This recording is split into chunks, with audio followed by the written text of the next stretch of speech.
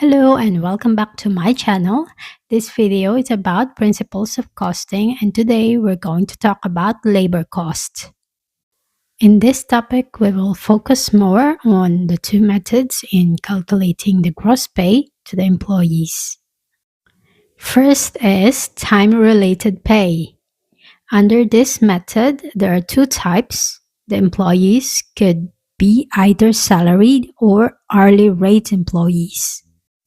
I won't be discussing about the salaried. We will focus more on hourly rate employees. Hourly rate employees are paid hourly rate for each hour that they worked. Normally, they have a standard number of hours, and if they work more than that, they are paid overtime. This is the amount paid for the hours worked above the normal number of hours. And overtime premium, this is the extra pay above normal rate. Next method is the output-related pay. This is also known as piecework. This is the fixed amount paid per quantity produced. Sometimes bonuses may be paid to employees. Bonus can be given based on quantity produced and or hours worked. We will see all of this in our examples. Our first example shows time-related pay with overtime. Production workers of ABC Limited is paid £15 per hour for a standard 40-hour working week. Overtime is paid at time and a half. Letter A, complete calculations in the table below for the three employees. Enter values to two decimal places. Enter 0.00 if there is zero amount paid to the employee. So we have to find out the basic wage, overtime premium, and gross wage. We are given hours worked, the rate, which is £15 per hour, and the overtime is paid at time and a half. Let's start with employee A. Employee A worked for 40 hours, so the basic wage is 40 times £15 per hour, and we got £600. Remember to always follow the instruction, which is to enter values to two decimal places. For overtime premium, employee A worked 40 hours, which is the standard working hours per week, so he has 0 overtime. Therefore, 0 overtime premium. So even if our answer is 0, we still have to enter this into two decimal places. Then let's get the gross wage, which is the basic wage plus overtime premium. So the gross wage of employee A is 600. Next, employee B worked 45 hours, which is more than the standard working hours per week. Therefore, employee B is paid overtime. First, let's get the basic wage. 45 hours times £15 per hour equals 675.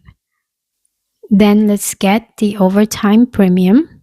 The overtime is paid at time and a half, so the overtime premium is the half, or it means the half of the normal rate, which is £15 per hour divided by 2 equals £7.50 per hour is our overtime premium. So since employee B worked 45 hours, it means he worked 5 hours overtime.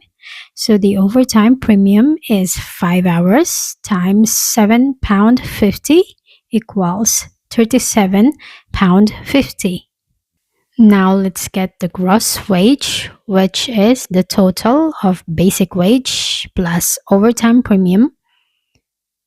The gross wage of employee B is £712.50. So please don't be confused in getting the overtime premium. Remember, overtime is paid at time and a half.